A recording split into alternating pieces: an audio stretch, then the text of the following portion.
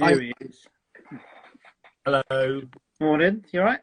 Yeah, sorry about that. I couldn't, for some reason, get online. I Oh, don't it's know. all right. It's all good. I'm here now. I can. It's all good. You missed the chat about Cornish pasties, so you're not Oh, I missing much. love Cornish pasties. You're not missing much. We'll just Okay. chat about how seagulls nick them all the time, but Oh, okay. as you do, as you do. Anyway, we'll crack on because I've got a sheetload of questions for you. Okay, good. How did you get into kind of choreographing, directing? Where was the kind of beginning for that? God, I think actually, I kind of always, if I think back, I've probably always done it since I was a child. Yeah, Like putting on plays in the back garden and through school and through college. I think I have always done it on a very obviously different level. yeah, Yes, I've always been interested in creating theatre, and then it felt like a natural progression after I stopped performing back in 2006. yeah. Amazing. Kind of, how did that kind of transition happen? From obviously being in shows, then to kind of going to Yeah. the other side of name. Um, well, to be honest, it was quite a hard transition, and my agent at the time warned me how difficult it would be. And Yeah, it took sort of 2 years actually to get what I would call a proper job as yeah, a choreographer. yeah, I did lots of work for free and lots of work at colleges and just trying to sort of establish myself. And then through a sort of series of coincidences, I yeah, got a sort of break in 2000 and I think it was seven, I think off the top of my head, something yeah, like that. But yeah, it was sort of 2 years of doing a lot of groundwork and a lot of jobs I probably didn't truthfully really want to do. But yeah. they were all learning curves, and they I learned a lot from each job actually. Amazing. Kind of, what was kind of your favourite role that you played when you were kind of an actor? As a performer, Yeah, yeah, well, I was in Cats for 3 years, and I loved being in Cats yeah, because obviously it was a huge dance show, and I love dancing, and yeah, actually a lot of the shows quite improvised, so you could get away with kind of crazy things. yeah. I loved being in Beauty and the Beast. I was in that at the Dominion, and I covered Lumiere and went on lots of times, and Yeah, yeah, that was pretty special. So to be honest, I loved every job. I try and look yeah, for the positive in everything. yeah, So most 9 out of 10 jobs were good. yeah, There's always that one that's probably not a good fit, but that's life, isn't it? yeah. This is probably a rubbish question, but how do Okay. you go from like having, say, like half a sixpence? How do you go from having the script to then creating the dance number for it? How's that process? It's quite a slow process. I kind of I listen to the music. I kind of let it seep into my body, and like if whenever I'm traveling on the tube or in my car, all I'll listen to is that music. And my Yeah, iPhone is full. Like I don't have normal music on it. I only have the shows I'm working on because yeah, I just play them on a loop until I kind of they're completely in my body. And then I'll do a lot of research. I'll read about the show and read about the era, and then about a week or 2 weeks before, I'll go into a studio with an associate and just kind of start. And I just pick a point to start with, and then kind of it sort of emulates out from that. I always start with the bit that interests me the most musically. yeah, So with Half a Sixpence, there's a bit which we called the twist, um, which is that great drum fill break in Flash Bang Wallop. And that was the first thing we did because that was the thing that excited me the most musically. Yeah. yeah. Amazing. Kind of obviously, as this time obviously off, because obviously you should have been doing the two productions at Killoff House and obviously Singing in the Rain again. Yeah. Is that giving you more time to be more creative, I suppose, kind of because you've got more time to think about it, I suppose.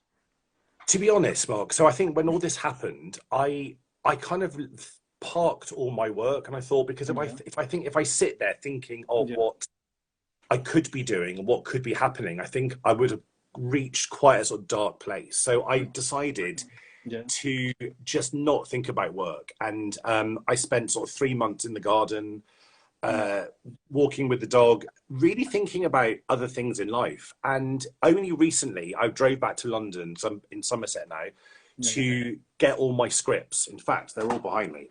yeah, There they all are. So I decided to now I'm thinking about work again. yeah, But I deliberately didn't for a while, just because I thought I can't do the work, and I'm just going to end up getting frustrated. Yeah, yeah. I'm a bit the same, man. I know it's not really the same, but kind of I'm so used to going to the theatre that kind of watching at home doesn't sit right, sort of thing. No, Kind of just... no.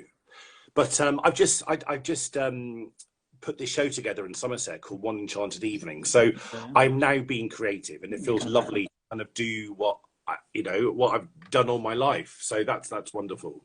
yeah, yeah, amazing. Obviously, one of the shows more recently, Joseph, Yeah, kind of obviously, I don't want to be rude to the other productions, but obviously yours was different. Obviously, and again, that's maybe the setting as well, kind of the theatre itself. yeah, But yeah. how did you how do you go about kind of, I mean, same with any show really, changing kind of a production that's so beloved like Joseph? And Yeah, I mean, it's a good question. I think that when you're kind of asked to do a revival, yeah, I always think it has to, you need to find a new, fresh way of doing it. Otherwise, I always think, just what's the point? And when Celia yeah, asked me to do Joseph, my first instinct was, it's kind of a show that I've never craved to do, if I'm yeah, completely honest. So I went back and listened to it again and went and sat in the theatre there in the space, and then had this idea that of this kind of kids summer camp. I really wanted the kids story to be run parallel with the adult story. That's the and that I came up that sort of concept came up quite quickly actually, yeah, and I was really proud actually with what we achieved, especially with all those kids that were all local kids from the surrounding areas. A lot yeah, of them weren't trained children; they were just, it was their hobby, it was their love, and I was really pleased actually. I very rarely, and actually I see Emily good enough, it's just popped on. Emily takes a mickey out of me because Emily assists me, and she said I'm never ever happy with my work, and I'm not. yeah, But actually with Joseph, I did kind of sit there and think, I'm not saying it was perfect at all, but I was pretty happy with the end result, and that's quite rare. I normally sit there and think, why did I do X, Y, and Z? But actually, no, I enjoyed it. I did enjoy it. And it's a yeah, beautiful place to work, Kilworth. yeah, yeah, If people haven't gone, I recommend going to see it, going to see work there. It's a beautiful, beautiful venue. yeah, yeah. Obviously. And Carousel and Half a Sixpence next year I'm doing. And gosh, sorry, that's a mower outside. It's quite loud. Right. It's all right. I'm just going to shut the window. There we go. We are reimagining Carousel next year as well, in quite a big, different way. So that will be exciting. Someone's put a question up, Mark. Are you reading it or showing? I can read it out for you. With choreography, is there any pressure in replicating routines from previous choreographers in the same production? You're not allowed to. Yeah. I mean, that would be plagiarism, and you probably would be sued. So no, my gosh, you don't do that at all. You have to find your own stamp. I mean, not that I would, but even if I was tempted to, no, you definitely don't do that. Yeah. Yeah. I guess it's kind of. I guess that could like shows like Chicago and stuff. Kind of, they got kind of iconic routines. I mean, I guess Sing in the Rain partly, I suppose. They would be reproduced by people who were part of the Bob Fosse estates. No, I'm not. I'm not at that level. I don't have an estate or anything. So no, I do every show from the beginning, from scratch. Yeah. I guess kind of like even. I guess like Half Sixpence wise, just doing it again as a director. Is that change it? Because obviously you didn't direct it in London. No. Does that obviously make it? Yes, so we are doing it slightly different, and it is a slightly different version. So Cameron, Cameron filmed the show in the last week of London, and then he put a film together, which sadly has never. I've seen it, but it has never reached the screens. It apparently is going to one day, but I don't know when. So it's a slightly shorter, abridged version. It's cut about 15 minutes out, and actually, I think all the edits are really good. So it's a slightly tighter version. Obviously, in Kilworth, it's a very different space to what we had in London. So there won't be all those revolves because that's way too complicated. But so it will be a slightly different take on it. But I will do the original choreography. So the choreography from London will be there. It will just have a different style. The show. Amazing. Well, obviously, I had like kind of free lots of book and tickets booked. So obviously, I'm excited for it. Yeah, good. Bring it on. But kind of, obviously, has it changed how you work? Obviously, I know Killoff House has got a roof, but has that kind of changed the dynamic if it's indoors to outdoors? I think that actually what needs to happen at Kilworth when you're doing outdoor is everything needs to be slightly larger, because I think the scale and the nature around you swamps a lot of it. So I always say to the actors to do a thing called big truth. So make it slightly larger than perhaps you would in normal theatre, but make it truthful. You know, it's not caricature, should never be that. But I think, yes, by the very nature of the building, everything does need to be slightly sort of elevated and slightly broader, but truthful. Yeah. Amazing. And obviously, kind of like you say, Joseph-wise, and obviously another role, talk about Nativity, kind of working with the children. Obviously, I guess that comes with its own challenge in itself. I mean, well, I know you're speaking to Debbie later, aren't you? So Debbie will sure give you all the ins and outs of Nativity. But I mean, Debbie, just to sort of, before she comes on, because she won't say it herself, is the most incredible woman, the most incredible director. And I think I learned more from Debbie than from anybody else. Debbie is completely fearless, and she asks the kids these crazy, crazy, crazy things, and the kids do it. And what I've learned from Debbie is just to push those boundaries. Like Debbie has no boundaries. She just asks. Sometimes when she asks things, I think, "Oh my God, well that will never happen." And then 10 minutes later, it's happened. She's incredible, and she has complete trust of the children. So whatever she asks the kids, they just do. They adore her. So she is a fascinating, brilliant, creative person. And if anyone ever gets a chance to work for Debbie, grab it, because she's brilliant. Yeah. I guess kind of, is it, obviously that sort of show you kind of got to do lots of teams or everything as well. Is that I guess complicated? Yeah. So we did it for 3 years. We're meant to be doing it this year, but I still don't know whether that's happening or not. But over the years, we have slightly changed how we work. So the first year we did have 3 teams, and all teams did both schools, Bernadette and Oakmore. It just proved very, very, very complicated, not only for us, but for the kids, having to learn 2 different tracks.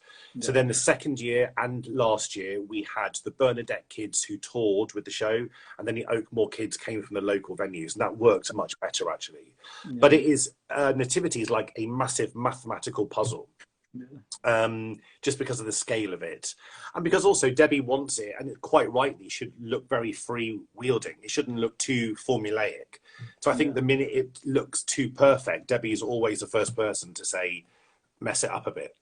And that, as a choreographer, you never want your work to look messy. And that's I did Gypsy at Christmas up in Manchester, and I think that a lot of the routines in Gypsy aren't meant to be very good. And I realized that I found that very difficult, because as a choreographer, you want your work to be good, and you want your work to look precise. And actually with Gypsy and with Nativity, to an extent, the work should look quite free. So that's an odd combination for a choreographer to ask. Yeah, I guess it's the same like singing, isn't it? Kind of, if you sing off key deliberately, it's kind of not used to it. Well, yeah, we trained all our lives to do it properly. Then suddenly, you've got a show which has asked you to sort of make it freer. But with Gypsy, after virtually every number, there's a comment by one of the characters that the choreography is terrible. So I suddenly realised that's why I found it really difficult. I found it hard, because anyone who's worked for me will know that I like it to be beautiful and immaculate. And so it's tricky, yes. And obviously, you've already mentioned it, but I'm going to ask you another question about it. This one Enchanted Evening. Yes. Tell me a bit more about it, people who don't know. So, well, obviously, I'm in Somerset. I've been here through all of lockdown. And when the government announced that we could have outdoor theatre, I was like, I've got to do something. Like, I've not been allowed to be creative. Singers haven't been able to sing. Dancers haven't been able to dance live since March. So I called up a friend of mine who is a counsellor in this area and said, let's put a show on. And then a day later, we were sat in Michael Evis's kitchen. Michael Evis runs the Glastonbury Festival.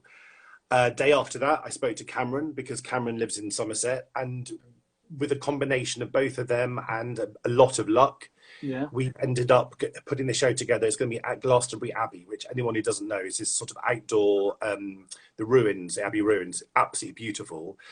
People are going to bring a picnic, and they're going to have an hour and a half of songs from the shows that are uplifting and joyous. And I'm really careful, Mark, to say to everybody that it's not a celebration, because we all know that sadly this pandemic is not over.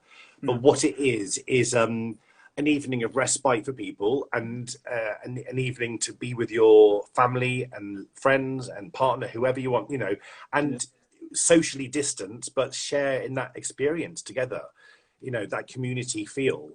So I think it'll be very emotive. So everybody who's doing it is from Somerset, all the creative team, all the cast. So it's all within the county. And Somerset is a place that I grew up in, and I've now come back to, and I love this county. And so we are doing it for Somerset. Amazing, yeah. Yeah, because I know I've got a friend, Becky, who's seen Half Sixpence a few times, and she says a lot of you kind of forget that corner of the country almost. Kind of shows don't tend to. Well, no, it's interesting also that when I travel around the country, you know, you go to somewhere like Yorkshire, and people in Yorkshire are very proud to come from Yorkshire. Quite right, it's a fantastic county. Whenever I come home to Somerset, we're always so sort of, oh, we're from Somerset. We kind of brush it under the carpet, and I'm like, no, come on, let's celebrate Somerset. And actually, a huge amount of talent has come from Somerset, and that's so we're celebrating that as well. But mainly, it's for the community. It's for all the people that have helped the county during the COVID crisis, and we're raising money for organisations that helped the community. Amazing, brilliant. To wrap this up, kind of last question I'm going to ask is, what's the best advice you'd give to anyone wanting to get into the business, or who is in the business, kind of going forwards? I know it's hard now, but it is. Yeah, I mean, gosh, it's the worst time at the minute. But I think just stick with it. I think there'll be good times and there'll be bad times. But if it's your passion and your love, you know, no matter what people say to you. I did a Q and A yesterday when I was asked a similar question, and I suppose you can get swamped down with the negative element of the business, and you know, the likelihood of working can look on the surface quite small. And I was saying that when I was at college, I was always told, you know, 90% of you won't work. And I always used to think, oh, well, I'm going to try my hardest to be one of the 10% that will work. You'll always be handed negative advice. And I suppose I would say be mindful of who you listen to. And if it is your passion and your love, then just do it. And go and create bold, beautiful work. Amazing. Brilliant. Well, thank you very much for joining this morning. All right, Mark. Sorry I was late. No, that's all right. Perfectly fine. It's all good. Like I say, we chat about pasties. All right. Well, thank you for all your support as well, Mark, over the years. See you at Killoff House next year. And we will be there. All right. Look forward to seeing both of them. Have a good day, everybody. Cheers. Thank you. Bye. Cheers. Bye. Bye.